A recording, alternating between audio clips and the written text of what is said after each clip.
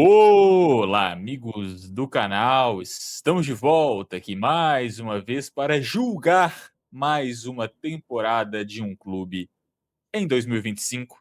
Dessa vez, acho que alguma coisa aqui na tela deu a indicar que será Cruzeiro Esporte Clube sentado na cadeirinha do réu do nosso júri, do nosso tribunal de temporada 2025. Obviamente, estou aqui com meu amigo Matheus. Olá, Matheus. Fala, Bruno. Fala, galera. É isso aí. Tô com a bandeirinha do Cruzeiro aqui atrás. Estou com a camisa do Cruzeiro, porque já falei em outros vídeos. Sou cruzeirense. Tenho orgulho do meu time. E acho que é legal ter essa verdade entre a gente, porque eu não vou ficar aqui falando, não, eu não tenho time e tal. Quando isso, obviamente, é mentira. Se eu tenho um canal de futebol, é porque eu gosto desse esporte. Eu tenho um time que eu acompanho muito. Esse time é o Cruzeiro. Então, que é um momento CPF, mas vou tentar ser imparcial e a galera fica aí nos comentários falando aí se acho, não, você foi muito clubista, se não foi. Você pesou um pouco a mão porque é seu time, pode ser também, posso ser condescendente ou ser muito rigoroso, aí depende muito da galera nos comentários, mas acho que é legal também, assim, o pessoal saber qual é o time que a gente torce também. E a gente tenta ser crítico, justo também com os outros times, e a gente vai tentar ser com o nosso também, porque acho que esse é o papel da gente com o canal. Exato. Apesar de não estar usando a camiseta, também deixo claro aqui que sou cruzeirense. Se não atingirmos a imparcialidade, pelo menos a transparência está sendo praticada aqui nesse canal. Vamos, obviamente, analisar o máximo de imparcialidade possível, mas o CPF vai vazar em alguns momentos com praticamente certeza de que isso vai acontecer em pelo menos alguns pontos desse vídeo. Mas vamos começar, como sempre, aqui com os números. Traga aí as acusações do nosso réu, Matheus. Ok, o Cruzeiro em 2025 ele fez 62 jogos na temporada, com 29 vitórias, 20 empates e 13 derrotas. Esses foram os números do Cruzeiro em todas as competições. Agora, a classificação dele, o Cruzeiro disputou 4 torneios nessa temporada. Eu estou excluindo pré-temporada, né? A Florida Cup que o Cruzeiro jogou, mas é irrelevante aqui para nossa avaliação. O Cruzeiro foi até a semifinal do Mineiro, caindo pro América nos pênaltis. Na Sul-Americana foi eliminado na fase de grupos pro Muxuque Runa, Palestino e União Santa Fé. Esses eram os outros times do grupo, o Cruzeiro ficou em terceiro. No Campeonato Brasileiro, também ficou em terceiro lugar, com a diferença de mais 16 times disputando. Ali, além da Sul-Americana, onde o time também ficou em terceiro, repetiu a colocação no Campeonato Brasileiro, mas a o julgamento é muito diferente você ficar em terceiro no brasileiro para ficar em terceiro na Sul-Americana. E na Copa do Brasil, o Cruzeiro foi eliminado na semifinal para o Corinthians nos pênaltis. Trazendo aqui também alguns principais chegadas e saídas do time. Para 2025, o time perdeu o Zé Ivaldo, perdeu também o Barreal, que eram jogadores importantes ali do time de 2024. Também perde o Marlon ali um pouquinho mais para frente na temporada, que era um titular do ano anterior. Se eu não estou muito enganado, foram essas as principais saídas do Cruzeiro. E de reforço, o Cruzeiro teve a chegada do Gabigol, do Dudu, que pouco tempo depois foi parar no Atlético também, Fagner, Eduardo, Bolassi, Christian e Fabrício Bruno. No começo da temporada foram essas as contratações do Cruzeiro. Algumas deram certo, outras nem tanto. E no meio da temporada, o Cruzeiro também viu a chegada do Cauã Moraes, lateral direito que veio do Atlético Paranaense, do Sinisterra e do Arroio. Ao longo da temporada, esses jogadores também acrescentaram o plantel do time do Cruzeiro. Indo agora aos números de artilharia e assistentes do Cruzeiro. O Caio Jorge foi o artilheiro do time na temporada com 26 gols, seguido de Gabriel Barbosa com 13 e Matheus Pereira em terceiro lugar com 7 gols. E no quesito de assistências, o Cruzeiro teve um tríplice empate nessa temporada. Matheus Pereira, Caio Jorge e William, os três terminaram com 9 assistências na temporada. Então vou destacar só esses aí que foram os principais. E esse é o panorama geral da temporada do Cruzeiro. Eu queria te ouvir, Bruno. O que você achou? Foi bom? Foi ruim? Bom, primeiro, eu acho que todos os vídeos a gente começa falando do planejamento do ano e das expectativas, né, porque a nossa análise ela tem que se basear nisso. O planejamento do Cruzeiro em 2025, se a gente for pegar o planejamento do início do ano, eu acho que ele foi ruim. Se não foi ruim, pelo menos ele foi incorreto. O que se planejava para o Cruzeiro no começo do ano era um time de Fernando Diniz, com Gabigol e Dudu como principais peças do ataque. Nada disso passou de março, né, passou de abril. Então, o que foi planejado para o Cruzeiro não aconteceu ao longo do ano. Agora, se foi melhor ou pior, é outra questão, né? Eu acho que o planejamento feito foi errado. Dito isso, as contratações do começo do ano, você teve a principal sendo o Christian, eu acho de todas aí, ele foi o que foi mais importante para o clube, ele e o Fabrício Bruno, esqueci do É, Fabrício Bruno, ia falar o é Fabrício Bruno. porque ele não tá eu estava pensando na foto da apresentação, acho que o Fabrício Bruno não estava nela. Ele chegou Fabrício Bruno, depois. foi a principal contratação, depois o Christian. E assim, o ano do Cruzeiro, o começo foi ruim, eliminação na semifinal do Mineiro não pode acontecer. Isso é assim, o Cruzeiro já tem anos que não ganha o Campeonato Mineiro. Óbvio que não tem tanta relevância você ganhar o estadual, o problema é você perder sempre. Ele não é relevante se você está ganhando. Se você perde sempre, você tem que voltar a ganhar em algum momento. Você ser eliminado na semi para o América é algo que não pode acontecer para o Cruzeiro. Depois a Sul-Americana, eu passo pano, porque o Cruzeiro avisou desde antes de ser eliminado que não estava focando na competição. Acho que depois de 3 rodadas já estava mandando o time reserva, mesmo ainda tendo chances de se classificar, não é que só mandou o reserva depois. Tudo bem que a situação já estava difícil, mas mesmo antes o Jardim já falava em entrevistas que ele não queria jogar a Sul-Americana, aí ok, foi eliminado. É feio, mas daqui a 2 meses ninguém lembra disso. E depois, eu acho que o ano do Cruzeiro tem que passar por Leonardo Jardim. Tem um antes e um depois do Jardim. Ele chega, leva um período de umas 9 partidas ali para se adaptar.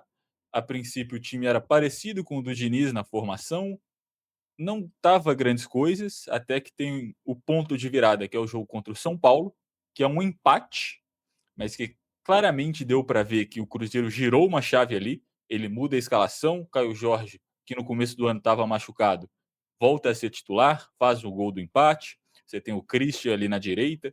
Formação do Cruzeiro ali que todo mundo conhece foi usada pela primeira vez nesse jogo contra o São Paulo. E a partir daí o Cruzeiro vira outro.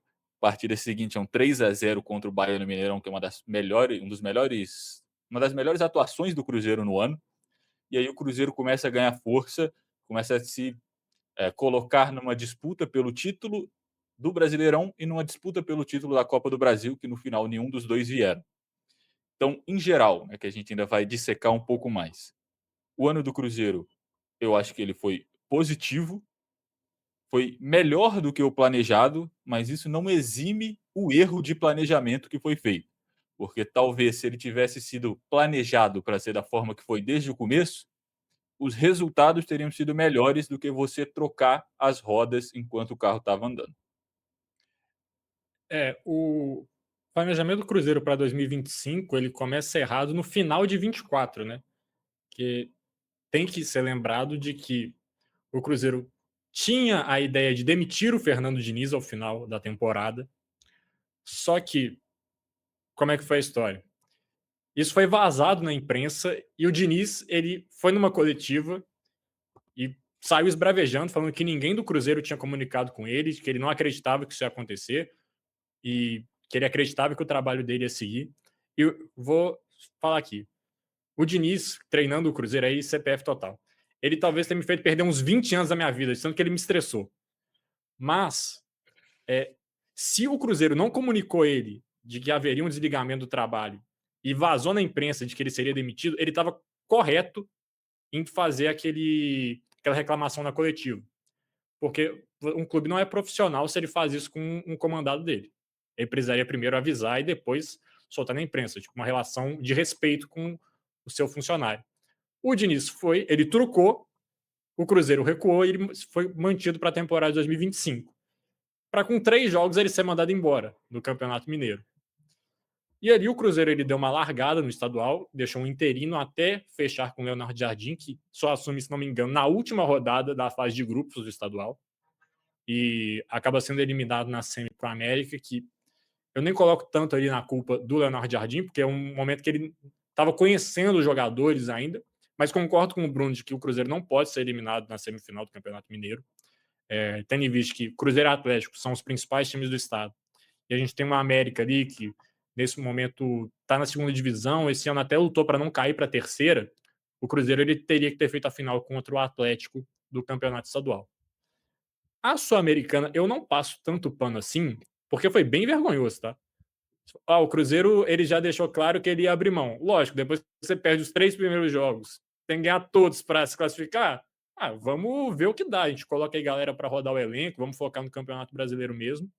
E foi basicamente isso que o Cruzeiro fez. Ele perdeu o primeiro jogo para o União Santa Fé, ele perde o segundo para o Muxuca e Runa no Mineirão, que inclusive depois desse jogo tem até uma reunião dos jogadores com dirigentes do Cruzeiro, que ficou até vazou depois que supostamente algum jogador, o Dudu teria pedido pro Pedrinho mandar o Leonardo Jardim embora e vazou uma frase que ficou marcada de que ele, o dono do Cruzeiro, ter respondido: eu mando todos os jogadores embora, mas não mando o técnico, não troco de técnico. E aí, pouco tempo depois, o Marlon sai, o Dudu também vai embora. O Marlon pro Grêmio, o Dudu pro Atlético.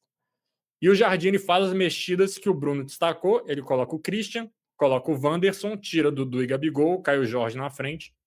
E o Cruzeiro passa a ser um time muito competitivo, um time que se entregava muito nos jogos, que tinha muita intensidade, principalmente no sem bola, mas com bola também. O Cruzeiro era um time muito agudo quando tinha a bola. E o Caio Jorge, talvez a principal característica dele era isso, dele atacar o espaço, dele ter velocidade para arrancar.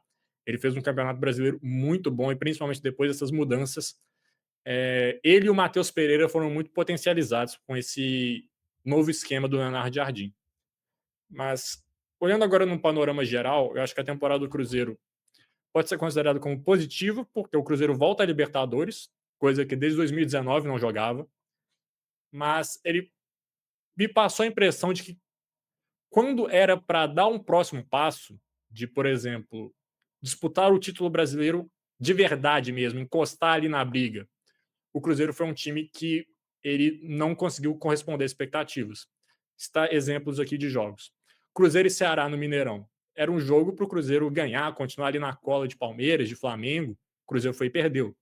Cruzeiro e Santos, Que mesmo virada. cenário. O Cruzeiro perde o jogo de virada também. Os dois jogos foi um na sequência do outro. O Cruzeiro perdeu de um modo muito parecido esses dois jogos. Cruzeiro Esporte, em casa. Era um jogo para o Cruzeiro ganhar, se aproximar dos líderes. O Cruzeiro empata o jogo. Cruzeiro e Juventude, reta final, para dar uma encostada ali. Já estava muito difícil, mas ali para manter vivo o sonho, Cruzeiro empata contra o Juventude já praticamente rebaixado. Então era um time que, quando teve a oportunidade de sonhar um pouco mais alto, parece que aquele discurso de não, nosso objetivo aqui é só vaga na Libertadores, que parecia ser legal você vender para fora esse discurso, mas para dentro, a gente pode ser campeão brasileiro. Mas parece que essa mentalidade também estava impregnada dentro do clube, nos jogadores. Parece que quando era para dar um passo a mais, o time estagnava. Sim, eu acho que aí falando mais da reconstrução do Cruzeiro ao longo dos anos para chegar nesse ponto, ela é muito, assim, degrau a degrau. Quando o Ronaldo compra o Cruzeiro, ele fala: "Nós vamos subir e vamos reduzir custos". E o Cruzeiro reduz custo, é campeão da Série B e volta para a Série A. No ano seguinte, o Ronaldo fala: "Nós vamos manter os custos baixos, investir em infraestrutura, montar um time aqui para não cair e para, se tudo der certo, chegar numa Sul-Americana para voltar numa competição internacional". E é isso que o Cruzeiro faz. Aos trancos e barrancos, chega nesse resultado. No ano seguinte, vamos brigar para ser campeão da Sul-Americana e tentar voltar para a Libertadores. Aumenta um pouco o investimento, mas mantém é, numa ideia mais de redução de custos ainda com investimento em infraestrutura. Pé no chão. Chega no meio do ano, pé no chão. Chega no meio do ano, Ronaldo não aguenta mais, vende para o Pedrinho e o Cruzeiro atinge esses resultados. Quase vai para a Libertadores, fica de fora na última rodada e quase ganha a Sul-Americana, perde a final. E agora, esse ano, o objetivo: voltar à Libertadores e conseguiu. Então, assim, o Cruzeiro, todos os objetivos que foram traçados, ele atingiu todos os anos desta reconstrução. Foi estável? Não foi. E eu acho que é isso que o Cruzeiro principalmente tem que consertar para 2026. O Cruzeiro, como instituição, ainda é muito instável. Mesmo conseguindo os objetivos, é, sempre tem uma tremida, sempre tem uma quase, sempre tem algum porém chegando lá. Quase cai, mas não cai, quase briga para ser campeão, mas não chega a brigar, quase ganha a Sul-Americana, mas não ganha. Então eu acho que o Cruzeiro tem que dar o próximo passo da estabilidade, que é você atingir seu objetivo e atingir ele bem. Não é porque deu sorte aqui, porque foi no quase ali. Eu acho que é isso que é uma coisa que você tem que trabalhar para 2026. Eu acho que ao longo de 2025, o Pedrinho cresceu muito também no entendimento dele de como ser um dono de um clube grande. Parou de dar as entrevistas kamikaze, parou de ficar fazendo média para a torcida toda hora. Eu acho que agora ele é um dirigente muito melhor do que ele era no começo do ano. E por isso eu tenho expectativa que o ano de 2026 do Cruzeiro vai ser melhor do que 2025. Mas, num ponto de vista institucional, o ano do Cruzeiro é excelente. É um ano que aumenta muito as receitas, atinge todos os objetivos, você encontra jogadores que vão ser o seu presente e o seu futuro. Mas o Cruzeiro tem que buscar mais estabilidade, que não teve esse ano. Acho que a última vez que o Cruzeiro foi estável, talvez tenha sido em 2023, 2022, que é quando sobe para a Série A. Desde então, o Cruzeiro tem vários momentos de instabilidade ao longo da temporada, que vão desde dentro de campo até demissões de treinador. O último treinador do Cruzeiro que treinou o time por um ano foi o Pesolano. E mesmo assim, o final dele, ele ficou por carinho ao clube, porque ele já sabia que ia sair, e ele ficou ali só para o Cruzeiro ter tempo de encontrar um treinador. Desde então, o Cruzeiro teve um pouquinho de Pepa, um pouquinho de Seabra, um pouquinho de Jardim, um pouquinho de Zé Ricardo, um pouquinho de Paulo Autuori, tô esquecendo, um pouquinho de Diniz. Larcamon, um pouquinho de Diniz, mas ninguém consegue estabilidade no cargo. Vamos ver se o Tite em 2026 vai conseguir. Mas eu acho que esse é o objetivo do Cruzeiro para o ano que vem, é ser estável. Dito isso, não tem como não falar que o ano de 2025 foi extremamente positivo para o Cruzeiro como instituição. Acho que a torcida fica um pouco frustrada por não ter ganhado nenhum título, mas em comparação com 2024, talvez esse tenha sido o ano que o Cruzeiro mais subiu, melhorou de um ano para o outro, acho que nessa década. É que nem você estava falando, o Ronaldo ele tinha muita ideia de ir degrau a degrau. E quando o Pedro Lourenço chega, a ideia é acelerar esse processo. Em vez de degrau a degrau, vamos ver se a gente consegue, igual criança, vamos ver se a gente consegue 2 degraus de uma vez. Talvez tenha sido essa a ideia.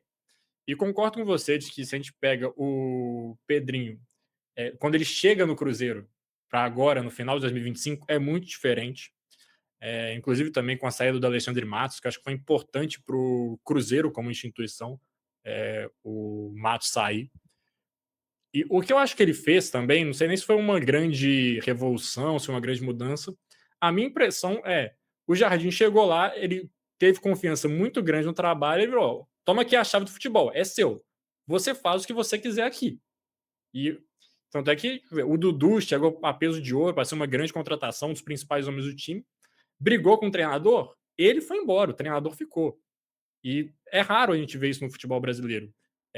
Um treinador ganhar essa queda de braço com um dos principais jogadores do elenco. E o Dudu era até um cara que ele não estava jogando tão mal, né? O Cruzeiro, assim, ele estava numa fase difícil, mas o Dudu era um dos poucos que estava se salvando, para ser bem justo aqui com um jogador que eu não queria ser tão justo assim, tá? Porque me fez muita raiva. Mas é isso. O Tite, ele, das escolhas que vinham sendo vinculadas, eu acho que ele é a escolha mais segura possível, que você destacou. O Cruzeiro precisa de estabilidade. Eu acho que estável talvez seja uma das principais características do Tite.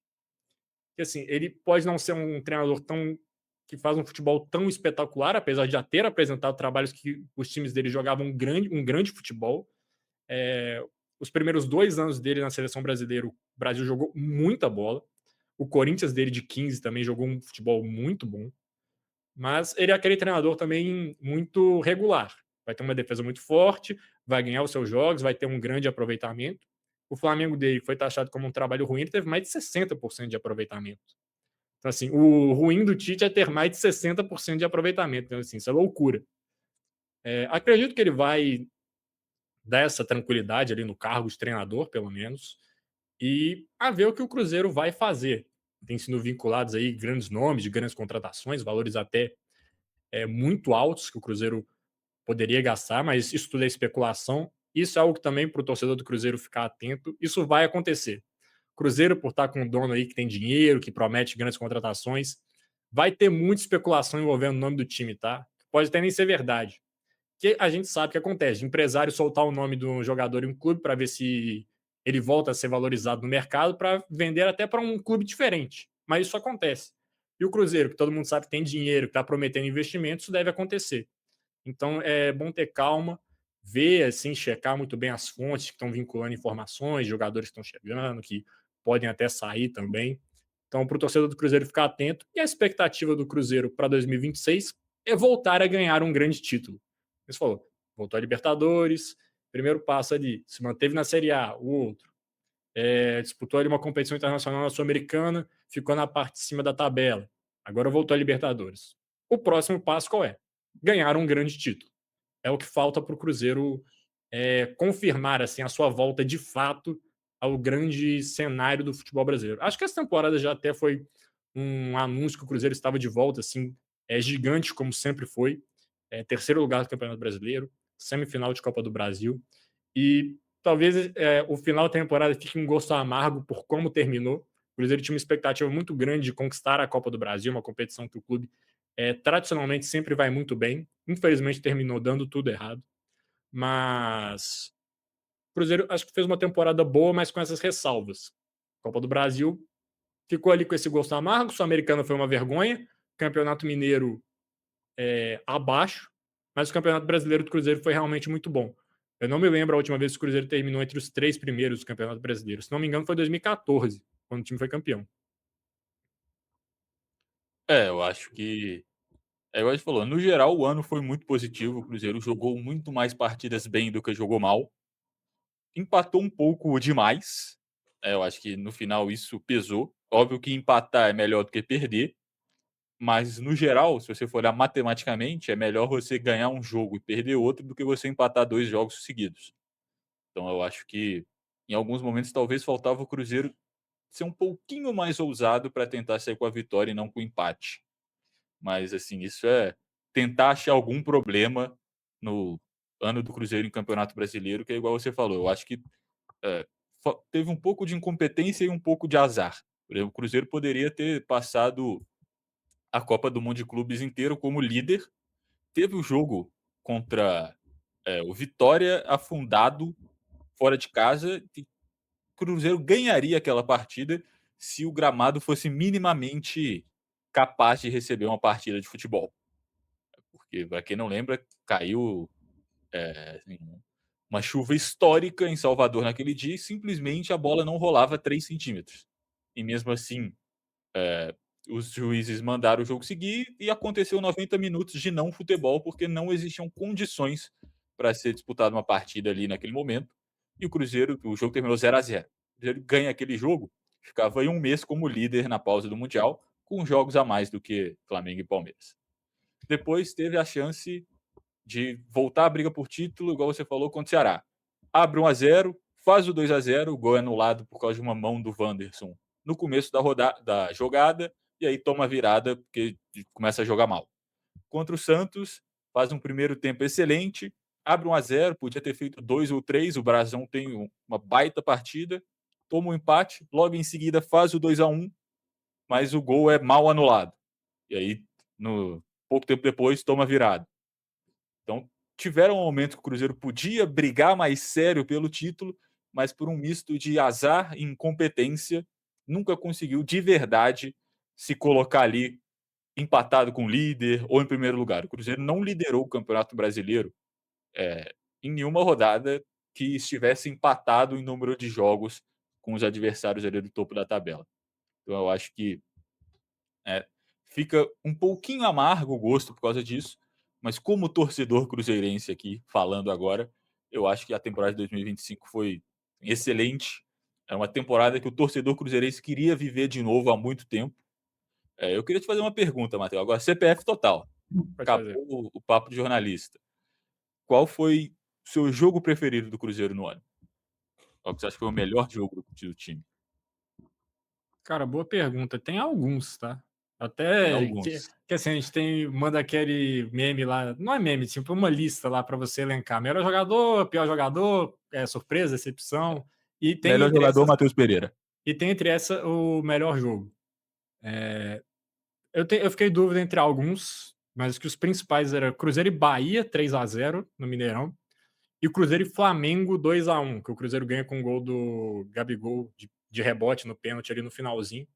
Acho que eu fico com esse jogo contra o Flamengo pelo adversário, pelo que aquela vitória significou, né? Foi uma vitória que deu um ânimo na torcida do Cruzeiro depois daquela vitória, pela forma como o time se portou em campo.